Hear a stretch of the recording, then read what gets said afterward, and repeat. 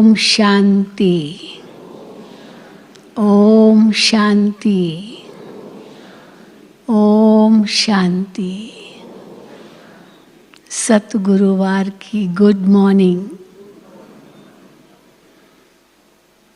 आज सतगुरु बाबा ने हम बच्चों को बहुत बड़ी बात कही है। बाबा कहते हैं कभी भी अपने जीवन से तंग नहीं होना है। क्यों तंग नहीं होना है? वैसे भी गाया जाता है कि मनुष्य जीवन अति दुर्लभ है, पर उसमें भी यह ब्राह्मण जीवन अति अति दुर्लभ है, क्योंकि सतगुरु बाबा हमें मिला है जो हमें सत्य ज्ञान दे रहे हैं, सत्य नारायण बना रहे हैं, सत्य युग की स्थापना कर रहे हैं। तो इस अमूल्य जीवन से कभी भी तंग नहीं होना है। कभी कभी हम तंग हो जाते हैं ना, खासकर जब कोई ऐसा रोग आता है तो तंग हो जाते हैं, ऐसे तो बाबा ये शरीर छूट जाए। पर बाबा कहते कभी भी ऐसा संकल्प नहीं करना है कि ये शरीर छूट जाए जल्दी। जितना इस शरीर में रहेंगी आत्मा, उतना बाबा को याद कर सकेंगी, विकर्म विनाश कर सकेंगी, पावन बन सकेंगी। तो इसीलिए तंग नहीं होना है। तो आज विशेष बाबा ने हम बच्चों को यह महान बात कही है, जिस पर हम सभी पूरा ही ध्यान देंगे। आज 20/2/2025 है। मीठे बच्चे, अब विकारों का दान दो तो ग्रहण उतर जाए। दुख तो आएंगे, यहाँ कई आफतें आएंगी, कई विघ्न आएंगे, लेकिन क्या करो, हम विकारों का दान दो तो ये ग्रहण उतर जाए और ये तमो प्रधान दुनिया सतो प्रधान बने। प्रश्न है, तुम बच्चों को किस बात से कभी भी तंग नहीं होना चाहिए? उत्तर, तुम्हें अपने जीवन से कभी भी तंग नहीं होना चाहिए, क्योंकि यह हीरे जैसा जन्म गाया हुआ है। इनकी संभाल भी करनी है। तंदुरुस्त होंगे तो नॉलेज भी सुनते रहेंगे, तो शरीर पर ध्यान भी देना है, क्या इसको खुराक देनी है उस पर भी ध्यान देना है। तो इसीलिए बाबा कहते हैं तंदुरुस्त होंगे तो नॉलेज सुनते रहेंगे। यहाँ जितना दिन जिएंगे कमाई होती रहेगी, हिसाब किताब चुकतू होता रहेगा। क्योंकि बाबा को याद करते रहेंगे तो हिसाब किताब भी चुकतू होता रहेगा, कमाई भी होती रहेगी। हाँ, और ये ज्ञान जो सतगुरु हमें दे रहे हैं, उस सत्य ज्ञान से हमारा जीवन भी इतना श्रेष्ठ बन जाएगा। गीत है, ओम नमो शिवाय, ओम शांति। आज यह मुरली भी सतगुरुवार की मुरली है, इसीलिए आज बाबा कहते हैं आज गुरुवार है। तुम बच्चे कहेंगे हम गुरुवार नहीं कहते अकेले, क्या कहते हैं? सतगुरुवार। तुम बच्चे कहेंगे सतगुरुवार, क्योंकि सतयुग की स्थापना करने वाला भी है बाबा। सत्य नारायण की कथा भी सुनाते हैं प्रैक्टिकल में। नर से नारायण बनाते हैं। गाया भी जाता है सर्व का सद्गति दाता। फिर वृक्षपति भी है। वृक्षपति है शिव बाबा। ये मनुष्य सृष्टि का झाड़ है, जिसको कल्प वृक्ष कहते हैं। कल्प कल्प अर्थात 5000 वर्ष बाद फिर से हूबहू रिपीट होता है। झाड़ भी रिपीट होता है ना, चक्र तो रिपीट होता ही है, लेकिन झाड़ भी रिपीट होता है ना। तो बाबा मिसाल देते हैं, जैसे फूल 6 मास निकलते हैं, फिर माली लोग जड़ निकाल रख देते हैं, है ना। खास गुलाब के फूल तो सारा साल तो नहीं निकलते, काफ़ी समय चलते हैं, फिर ठंडी के दिन आते हैं तो वो उनकी जो जड़ें हैं वो निकाल के रख देते हैं। फिर माली लोग जड़ निकाल रख देते हैं, फिर लगाते हैं तो फूल निकल पड़ते हैं, उसी में से ही फिर फूल निकल पड़ते हैं। अब ये तो बच्चे जानते हैं, बाप की जयंती भी आधा कल्प मनाते हैं। सब आ गए ना, दूर दूर से बाबा के बच्चे आ गए हैं शिव जयंती मनाने बाबा के घर में। तो बाप की जयंती भी आधा कल्प मनाते हैं, आधा कल्प भूल जाते हैं। सतयुग में तो शिव जयंती नहीं मनाएंगे ना, शिव बाबा को ही नहीं जानते, द्वापर युग से मनाना शुरू करते हैं। आधा कल्प भूल जाते हैं, बाप की जयंती वह मनाते नहीं। भक्ति मार्ग में आधा कल्प याद करते हैं। बाबा कब आकर के गार्डन ऑफ फ्लावर्स स्थापन करेंगे, कब आएंगे, तो बुलाते रहते हैं उनको। दशाएं तो बहुत होती है ना, दुखी होते हैं तो भगवान को बहुत पुकारते हैं, तो दशाएं तो बहुत होती है ना। बृहस्पति की दशा भी है, सबसे उत्तम है बृहस्पति की दशा। उतरती कला की भी दशाएं होती है, और सबसे नीची दशा कौन सी है, राहु की दशा। तो बाबा कहते उतरती कला की भी दशाएं होती है। इस समय भारत पर राहु का ग्रहण बैठा हुआ है। चंद्रमा को भी जब ग्रहण लगता है तो पुकारते हैं, देदान तो छूटे ग्रहण। जब ग्रहण लगता है ना, चाहे सूर्य को चाहे चंद्र को, चंद्रमा को, तो उस समय कई ऐसे गरीब लोग निकल पड़ते हैं और रास्तों में चिल्लाते रहते हैं, देदान तो छूटे ग्रहण, देदान छूटे ग्रहण।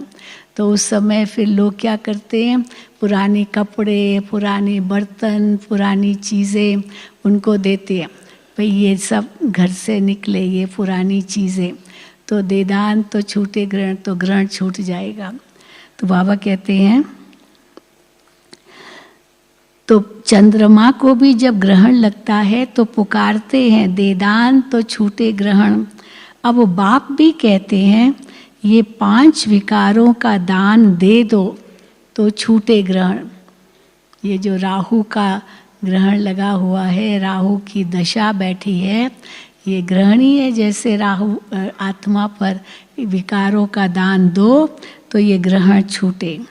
अभी सारी सृष्टि पर ग्रहण लगा हुआ है, 5 तत्वों पर भी ग्रहण लगा हुआ है, तभी तो उपद्रव मचाते हैं ना। 5 तत्वों पर भी ग्रहण लगा हुआ है, क्योंकि तमो प्रधान है। हर चीज़ नई फिर पुरानी ज़रूर होती है। नई को सतो प्रधान और पुरानी को तमो प्रधान कहते हैं। छोटे बच्चे को भी सतो प्रधान महात्मा से भी ऊंच गिना जाता है।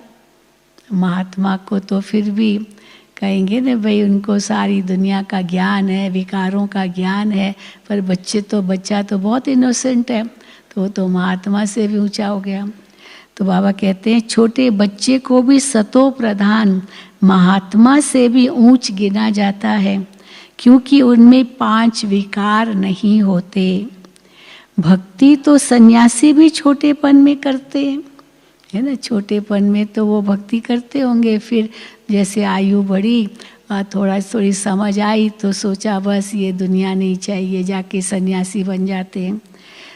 जैसे राम तीर्थ श्री कृष्ण का पुजारी था, फिर जब सन्यास लिया तो पूजा खलास, तो सन्यासी वो राम तीर्थ 19th सेंचुरी में हुए थे, तो वो दिखाते, वो वेदांत का बहुत प्रचार करता था, बहुत प्रचार किया वेदांत का, सारे भारत में, फिर विदेशों में भी गया, प्रचार किया।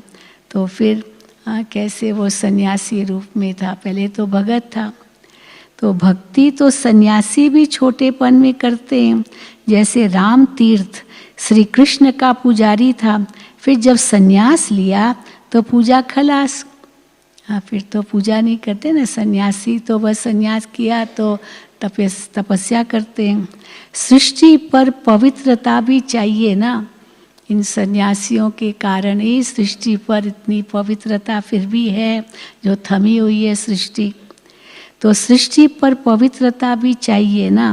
भारत पहले सबसे पवित्र था, फिर जब देवताएं वाम मार्ग में जाते हैं तो फिर अर्थक्वेक आदि में सब स्वर्ग की सामग्री, सोने के महल आदि खलास हो जाते हैं। द्वापर युग जैसे ही शुरू हुआ, प्रकृति में हलचल आती है, तो जैसे आधा विनाश तो हो ही जाता है ना, स्वर्ग तो खत्म हो जाता है। तो भारत पहले सबसे पवित्र था, फिर जब देवताएं वाम मार्ग में जाते हैं तो फिर अर्थक्वेक आदि में सब स्वर्ग की सामग्री, सोने के महल आदि खलास हो जाते हैं, फिर नई सिर बनने शुरू होते हैं। द्वापर के बाद जैसे द्वापर शुरू होता है, फिर धीरे धीरे सब नया बनता है। डिस्ट्रक्शन ज़रूर होता है, क्योंकि देवताएं वाम मार्ग में गए, मानो इतनी बड़ी उथल पुथल हो गई, तो प्रकृति में भी उथल पुथल हो जाती है, तो मनुष्य बन जाते हैं देवताएं, वो धर्म खत्म हो जाता है। तो डिस्ट्रक्शन ज़रूर होता है, त्रेता के अंत में भी, द्वापर आदि में भी डिस्ट्रक्शन ज़रूर होता है। उपद्रव होते हैं जब रावण राज्य शुरू होता है। अब सोचो कितने उपद्रव होंगे, कहाँ वो देवताएं और कहाँ वो वाम मार्ग में चले गए। सब धर्मों में दिखाते हैं, क्रिश्चियनिटी में भी दिखाते, एडम और ईव की कहानी। फिर वो कैसे सैटन आया, शैतान आया, उनको कहा कि आप वो जो फॉरबिडन फ्रूट है ये खाओ, भगवान ने मना किया लेकिन खाया, तो फिर कैसे नरक में गए। तो बाबा कहते हैं तो उपद्रव होते हैं जब रावण राज्य शुरू होता है। इस समय सब पतित हैं। सतयुग में देवताएं राज्य करते थे, असुरों और देवताओं की युद्ध दिखाई है, परंतु देवताएं तो होते ही हैं सतयुग में। देवताएं हैं सतयुग में, कर असुर है कलयुग में। तो बाबा कहते हैं वो मिलते कब है, जो लड़ेंगे। परंतु देवताएं तो होते ही हैं सतयुग में, वहाँ लड़ाई कैसे हो सकती है? असुर पहुँच जाएंगे क्या स्वर्ग में सतयुग में और लड़ेंगे? तो वहाँ लड़ाई हो कैसे सकती? संगम पर तो देवताएं होते नहीं, तो संगम पर भी कोई देवताएं नहीं है, सब आसुरी संप्रदाय है, तो कौन किससे, कोई देवताओं से थोड़ी लड़ेंगे। अपने अंदर की दैवी वृत्ति और आसुरी वृत्ति का संघर्ष है। तुम्हारा नाम ही है पांडव, फिर पांडवों कौरवों की भी लड़ाई होती नहीं है। पांडव तो अहिंसक है, तो पांडव कौरव भी कहाँ लड़ेंगे आपस में? तो ये सब है गपोड़े। कितना बड़ा झाड़ है, कितने अथाह पत्ते हैं, उनका हिसाब थोड़ी निकाल सकते हैं। भले कितनी भी जनसंख्या की गिनती करते रहते हैं, लेकिन बाबा कहते कहाँ निकाल पाते हैं, बढ़ती जाती है जनसंख्या, उनका हिसाब थोड़ी कोई निकाल सकते हैं। संगम पर तो देवताएं होते नहीं, तो बाप बैठ आत्माओं को समझाते हैं। आत्मा ही सुनकर फिर क्या करती है? बाबा के सामने बैठते थे, तो बाबा जब मुरली चलाते थे तो बच्चे ऐसे सिर हिलाते थे, कान हिलाते थे। हाँ, दादी जान की तो बहुत करती थी, दादी जान की कई बार सुनाती है। तो मैं बाबा के सामने बैठ कर के ऐसे करती थी। तो क्योंकि बाबा कहते थे ना कि डांसिंग गर्ल अगर डांस करती है तो सब वंस मोर करते हैं, ताली बजाते हैं तो और खुश होते हैं। अब बाबा के सामने कोई झुटका खाता रहे तो बाबा को बिल्कुल अच्छा नहीं लगता था। तो बाबा कहते तो बच्चे ऐसे सिर हिलाते हैं। तो बाबा कहते आत्मा ही सुनकर कांध हिलाती है। हम आत्मा हैं, बाबा हमको पढ़ाते हैं, ये पक्का करना है। बाप हमें पतित से पावन बनाते हैं। आत्मा में ही अच्छे व बुरे संस्कार होते हैं ना। आत्मा ऑर्गन्स द्वारा कहती है, क्या कहते हैं हम? ऑर्गन्स द्वारा आत्मा कहती है हमको बाबा पढ़ाते हैं। हाँ, हमको बाबा पढ़ाते हैं। बाप कहते हैं हमको भी ऑर्गन्स चाहिए। शिव बाबा भी आत्मा है, उनको भी ऑर्गन्स चाहिए, जिससे मैं समझाऊं। आत्मा को खुशी होती है। बाबा हर 5000 वर्ष बाद आते हैं हमको सुनाने। जरा सोचो, हर 5000 साल के बाद हमको सुनाने आते हैं।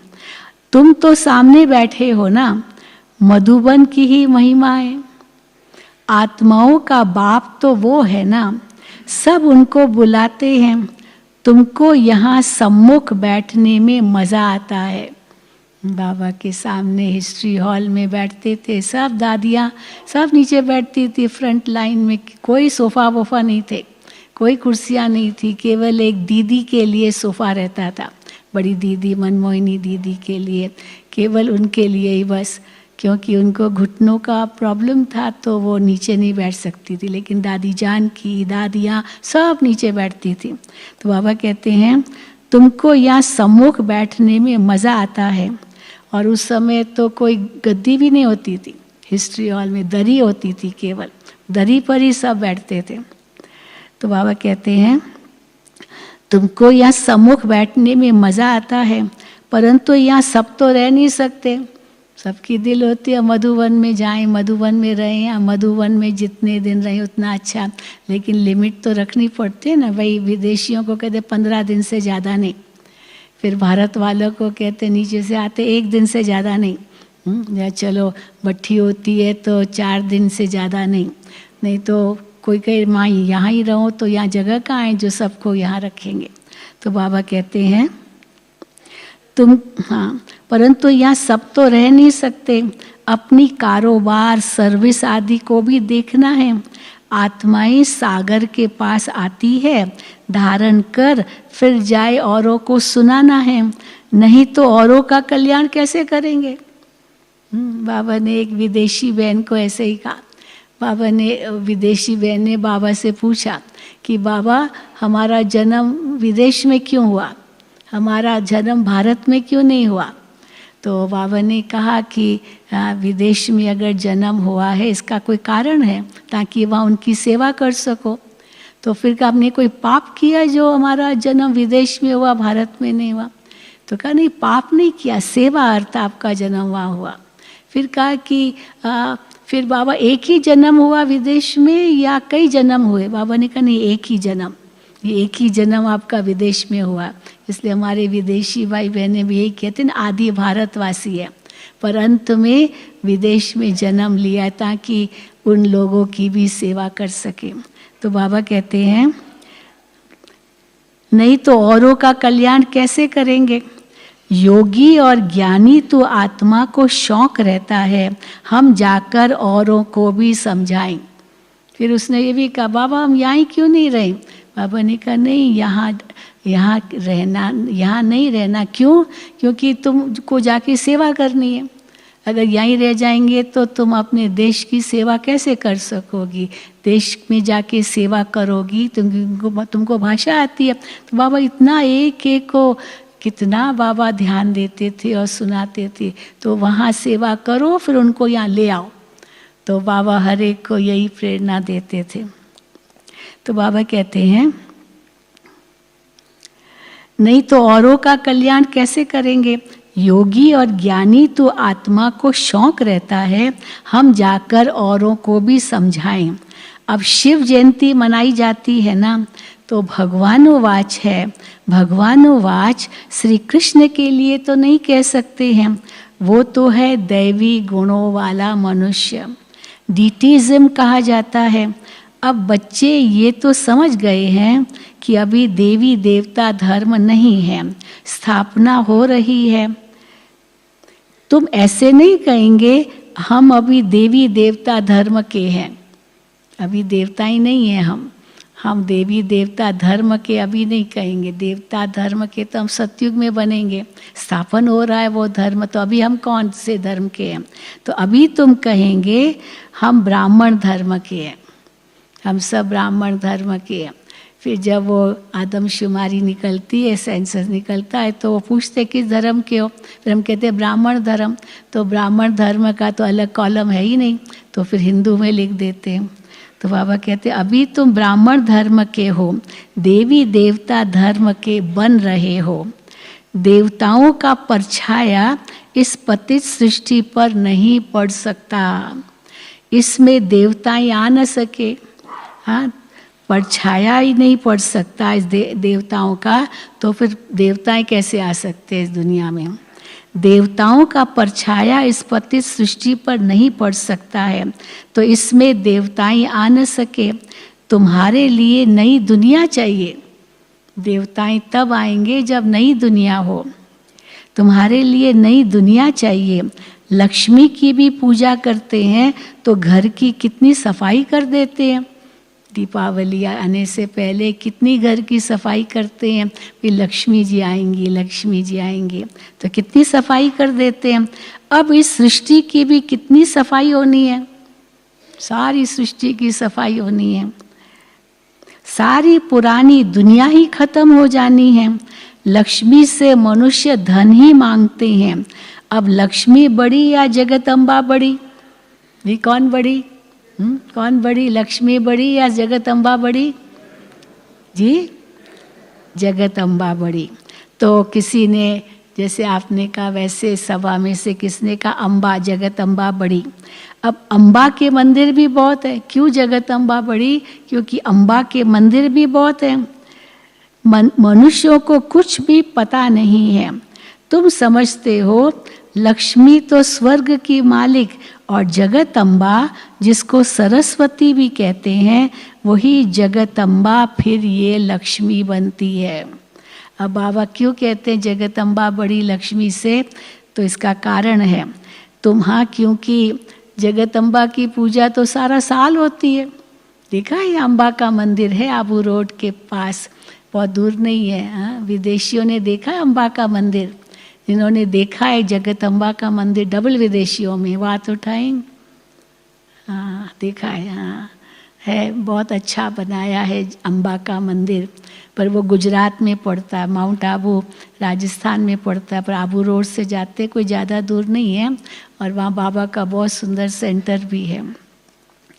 तो बाबा कहते हैं तुम समझते हो लक्ष्मी तो स्वर्ग की मालिक है और जगदम्बा जिसको सरस्वती भी कहते हैं वही जगदम्बा फिर ये लक्ष्मी बनती है।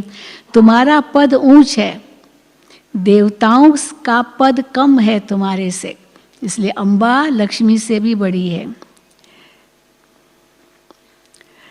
हाँ, ऊंचते ऊंच तो ब्राह्मण चोटी है ना, तुम हो सबसे ऊंच, तुम्हारी महिमा है सरस्वती जगदम्बा, उनसे क्या मिलता है? सृष्टि की बादशाही। वहाँ तुम धनवान बनते हो, विश्व का राज्य मिलता है, फिर गरीब बनते हो, भक्ति मार्ग शुरू होता है, फिर लक्ष्मी को याद करते हैं। हर वर्ष लक्ष्मी की पूजा भी होती है, लक्ष्मी को हर वर्ष बुलाते हैं। अब जगदम्बा को कोई हर वर्ष नहीं बुलाते, वो धनतेरस होता है तब लक्ष्मी का पूजन होता है, खास उनका आह्वान करते हैं, लक्ष्मी की पूजा करते हैं। बाबा कहते हैं जगदम्बा को कोई हर वर्ष नहीं बुलाते हैं, जगदम्बा की तो सदैव पूजा होती है, 12 ही महीना जगदम्बा की पूजा तो होती है। जब चाहे तब अम्बा के मंदिर में जाएं, यहाँ भी जब चाहो जगदम्बा से मिल सकते हो। अब बाबा कहते हैं तुम भी सब जगदम्बाई हो, सब जगदम्बाई है ना, जगदम्बा की संतान है तो जगदम्बाई हैं। सबको विश्व का मालिक बनने का रास्ता बताने वाले हो। जगदम्बा ने क्या किया? सबको विश्व का मालिक बनने का रास्ता बताया, तो तुम सब भी बताते हो। जगदम्बा के पास सब कुछ जाकर मांगते हैं, सब कुछ, बच्चा भी मांगते हैं, सब कुछ मांगते हैं। और लक्ष्मी के पास जाते फिर सिर्फ धन मांगते हैं, बस और कुछ नहीं मांगते। तो जगदम्बा बड़ी हुई ना, जो सब मनोकामनाएं पूर्ण करती है। लक्ष्मी से सिर्फ धन मांगते हैं, उनके आगे तो सब कामनाएं रखेंगे जगदम्बा के सामने। तो सबसे ऊंच मर्तबा अभी तुम्हारा है, देवताओं से भी ऊंचा मर्तबा तुम्हारा है, जबकि बाप के बच्चे आकर बने हो, इसलिए इतना बड़ा मर्तबा है। बाप वर्षा देते हैं, अभी तुम हो ईश्वरीय संप्रदाय, फिर होंगे दैवी संप्रदाय। इस समय सब मनोकामनाएं भविष्य के लिए पूरी होती है, इतनी पूरी हो जाती है जो सतयुग में कोई इच्छा नहीं रहती है, इच्छा मात्रम अविद्या बन जाते हैं। कामना तो मनुष्य को रहती है ना, कलयुग में तो कितनी कामनाएं हैं, कितनी महत्वाकांक्षी होते, ये चाहिए वो चाहिए वो चाहिए। तो मनुष्य तो कामना तो मनुष्यों को रहती है ना। तुम्हारी सब कामनाएं पूरी हो जाती है। ये तो है आसुरी दुनिया। बच्चे देखो कितने पैदा करते हैं। तुम बच्चों को तो साक्षात्कार कराया जाता है सतयुग में कैसे श्री कृष्ण का जन्म होता है। जब श्री कृष्ण का जन्म होता है, लाइट ही लाइट, लाइट ही लाइट हो जाती है चारों ओर। वहाँ तो सब कायदे से होता है, दुख का नाम नहीं रहता। उनको कहा ही जाता है सुख धाम। तुमने अनेक बार सुख में पास किए हैं, अनेक बार हार खाई है, फिर जीत भी पाई है। अभी स्मृति आई है कि हमको बाबा पढ़ाते हैं, स्कूल में नॉलेज पढ़ते हैं और साथ साथ मैनर्स भी सीखते हैं ना। नॉलेज के साथ साथ मैनर्स भी सीखते हैं ना। वहाँ कोई इन लक्ष्मी नारायण जैसे मैनर्स नहीं सीखते हैं। उनको ये नहीं कहा जाता कि तुमको देवता बनना है, लेकिन अच्छा बनना है, कॉन्डक्ट अच्छा होना चाहिए तो ज़रूर टीचर्स सिखाती है। लेकिन लक्ष्मी नारायण बनना है ये कौन सिखाते हैं? बाबा ही सिखाते हैं और यहाँ ही आकर के सीखते हैं।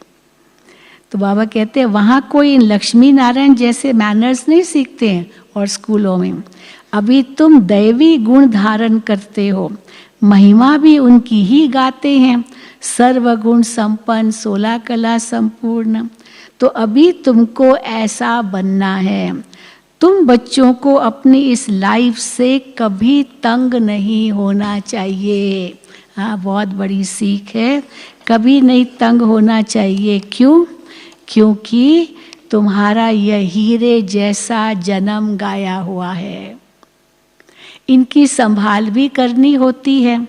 तंदुरुस्त होंगे तो नॉलेज सुनते रहेंगे, बीमारी में भी सुन सकते हैं, बाप को याद कर सकते हैं।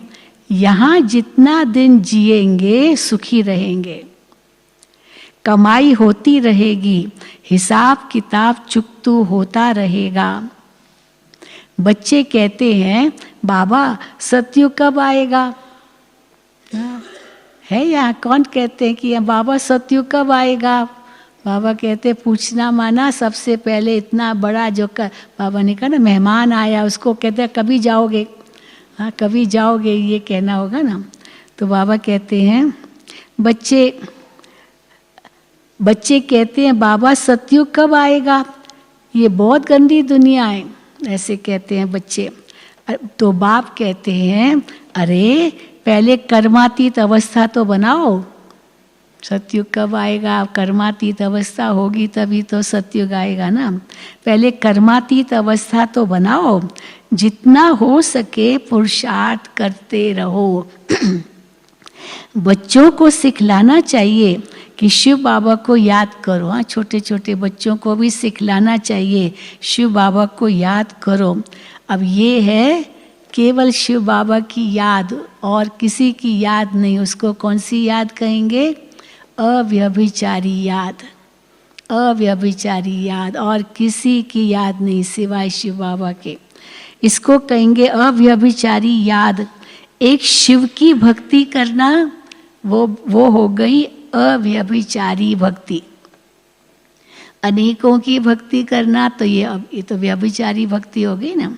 तो एक शिव की भक्ति करना वो है अव्यभिचारी भक्ति, सतो प्रधान भक्ति। फिर देवी देवताओं को याद करना, उनकी भक्ति करना, वो है सतो भक्ति।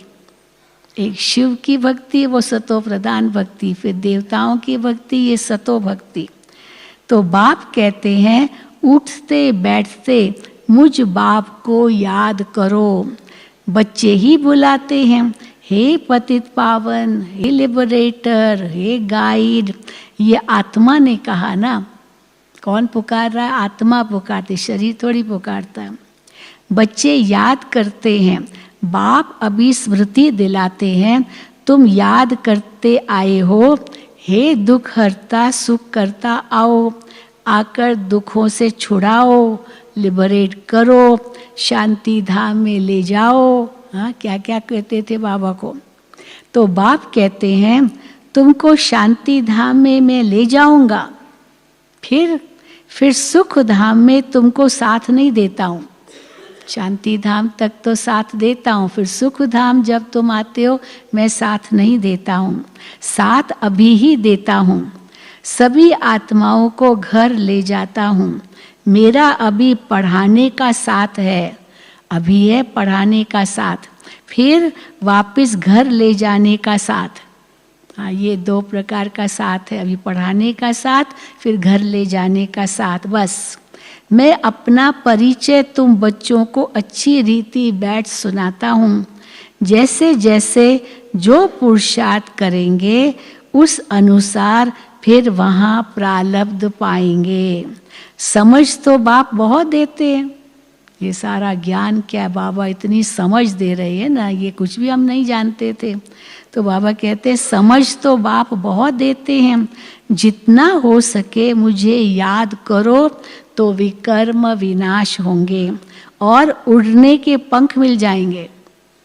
आत्मा हल्की हो जाएगी ना, विकर्म विनाश हो जाएंगे तो जैसे उड़ने के पंख मिल जाएंगे।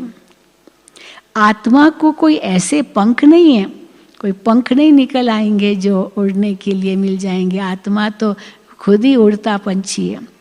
आत्मा को कोई ऐसे पंख नहीं है, आत्मा तो एक छोटी बिंदी है।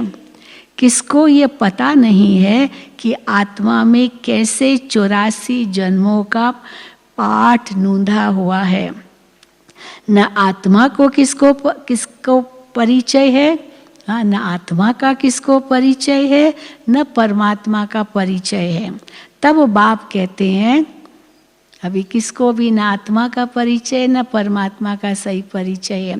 इसलिए बाप क्या कहते हैं, मैं जो हूँ, मैं जैसा हूँ, मुझे कोई भी नहीं जानते। ये गीता के शब्द है। मैं जो हूँ, मैं जैसा हूँ, मैं ही आकर के बताता हूँ और कोई नहीं जानते। मुझे कोई भी जान नहीं सकता है, मेरे द्वारा ही मुझे और मेरी रचना को जान सकते हैं। ये सब गीता के अंदर भी शब्द है। मेरे द्वारा ही मुझे और मेरी रचना को जान सकते हैं। मैं ही आकर तुम बच्चों को अपना परिचय देता हूँ। तो आत्मा क्या है वो भी समझाता हूँ।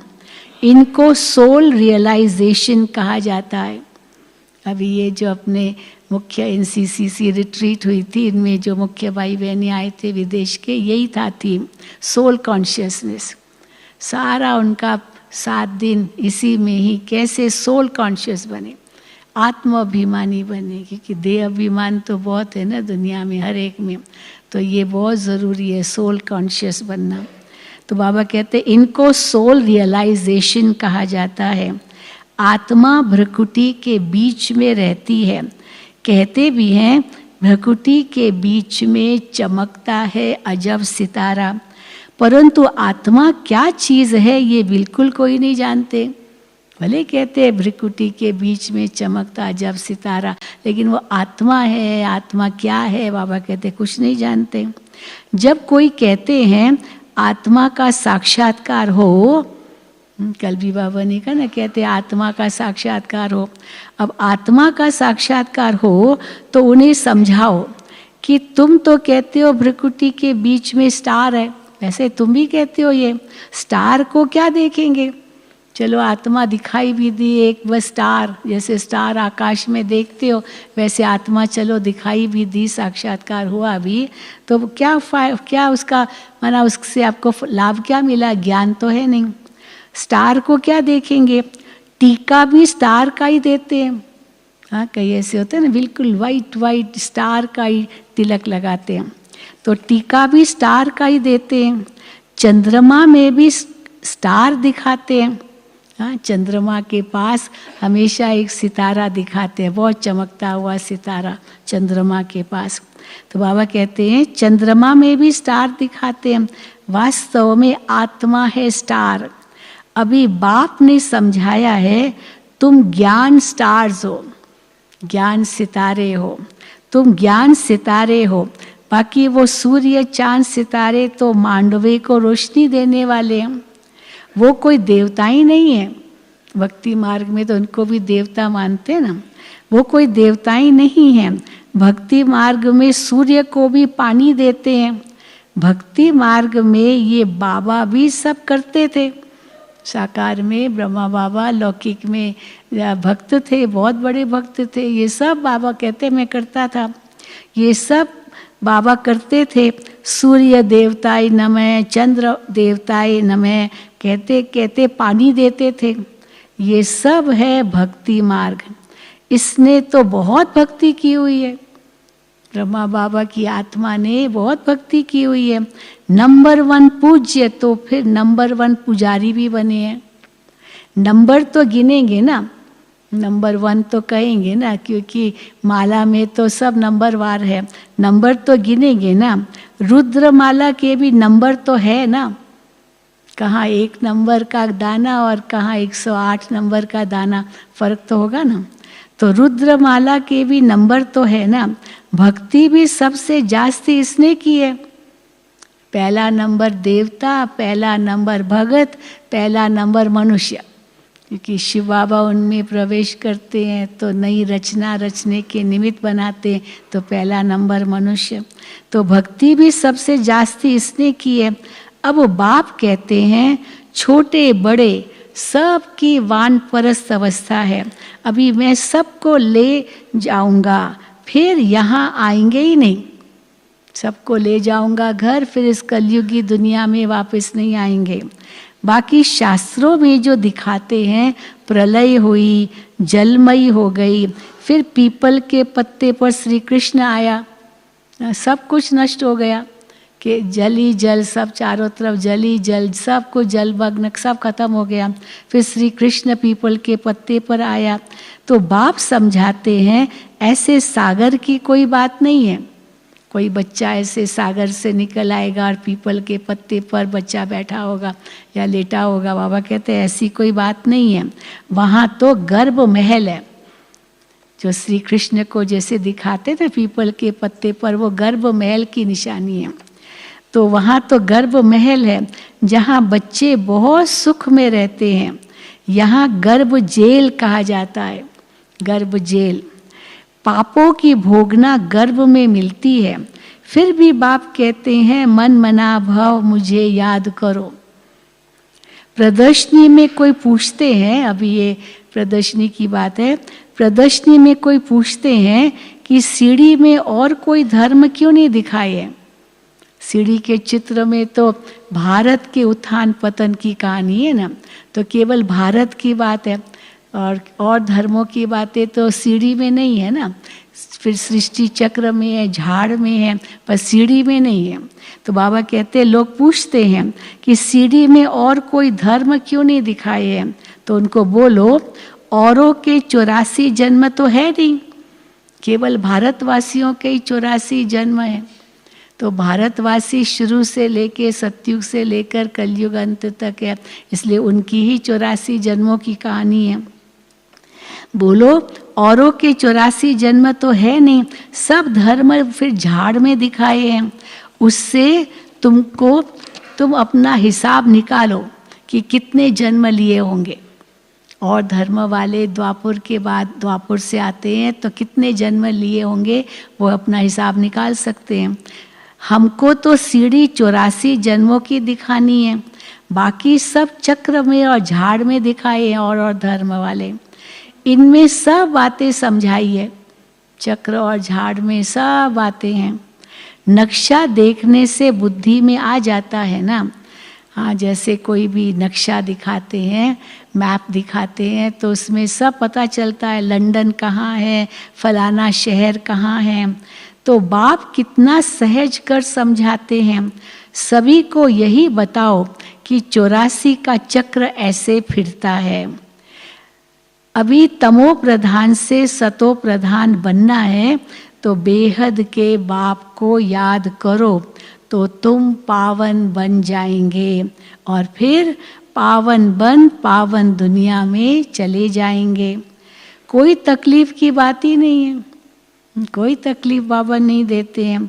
जितना समय मिले बाप को याद करो तो पक्की टेव पड़ जाएगी, आदत पड़ जाएगी। नहीं तो फ्री बैठे क्या क्या या सोचते रहते, क्या क्या याद आता रहता है। थोड़ा भी फ्री है बस बाबा को याद करिए, आदत डालनी है।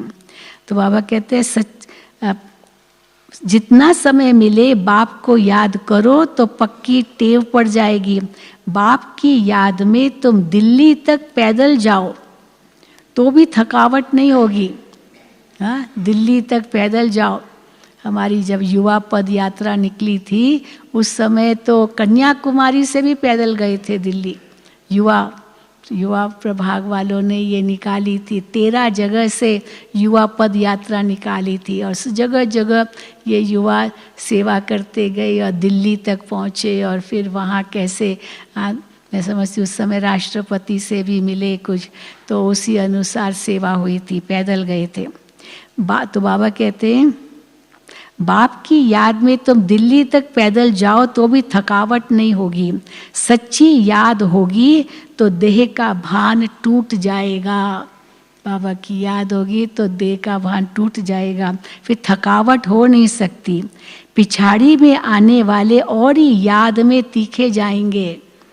बाबा ने वरदान दिया पीछे में आने वालों को कि और ही याद में तीखे जाएंगे। अच्छा, मीठे मीठे सिक्की लदे बच्चों प्रति माता पिता बाप दादा का याद प्यार और गुड मॉर्निंग। रूहानी बाप की रूहानी बच्चों को नमस्ते। हम रूहानी बच्चों की रूहानी बाप दादा को याद प्यार, गुड मॉर्निंग और नमस्ते। धारणा के लिए मुख्य सार पहला, एक बाप की अव्यभिचारी याद में रहे देह भान को खत्म करना है। एक बाप की अव्यभिचारी याद में रहे देह भान को खत्म करना है। अपनी कर्मातीत अवस्था बनाने का पुरुषार्थ करना है। इस शरीर में रहते अविनाशी कमाई जमा करनी है। दूसरा, ज्ञानी तो आत्मा बन औरों की सर्विस करनी है। ज्ञानी तो आत्मा बन औरों की सर्विस करनी है। बाप से जो सुना है उसे धारण कर दूसरों को सुनाना है। 5 विकारों का दान दे राहु के ग्रहण से मुक्त होना है।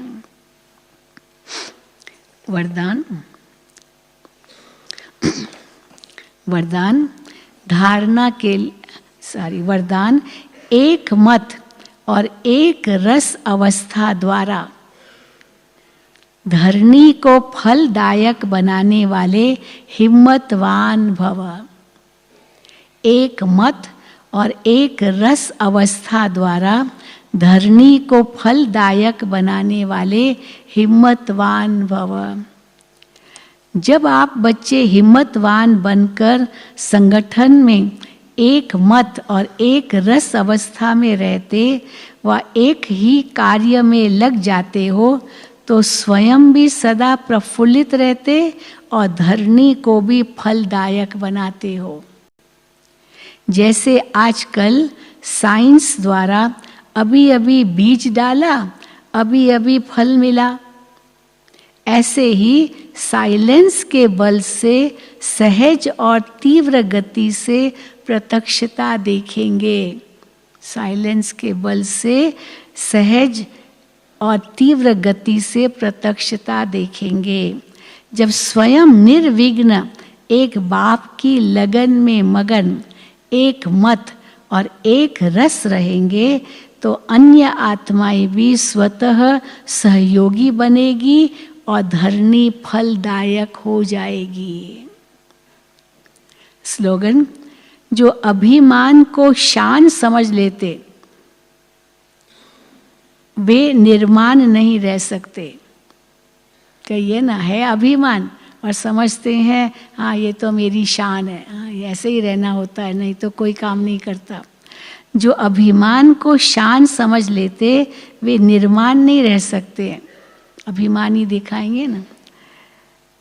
अव्यक्त इशारे, एकांत प्रिय बनो, एकता और एकाग्रता को अपनाओ।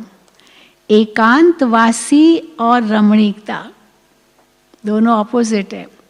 कई बार एकांतवासी बनना चाहते हैं तो फिर रमणीक बन के सबसे मिलनसार नहीं होते, लेकिन बाबा कहते एकांतवासी और रमणीकता दोनों शब्दों में बहुत अंतर है, लेकिन संपूर्णता में दोनों की समानता रहे। हाँ, बाबा कहते रमणीकता भले हो लेकिन हंसी मजाक ना हो। हंसी मजाक में तो कटाक्ष होता है, हाँ कमेंट्स होते हैं, पता नहीं क्या क्या होता है। रमणीकता तो एक बहुत सुंदर चीज़ है। तो लेकिन संपूर्णता में दोनों की समानता रहे, रमणीकता और एकांतवासी। जितना ही एकांतवासी उतना ही फिर साथ साथ रमणीकता भी हो। एकांत में रमणीकता गायब नहीं होनी चाहिए। कई बार एकांतवासी उदास उदास हो जाते, बाबा कहते रमणीकता गायब नहीं होनी चाहिए।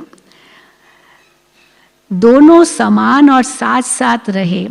अभी अभी एकांतवासी, अभी अभी रमणीक। जितनी गंभीरता उतना ही मिलनसार भी।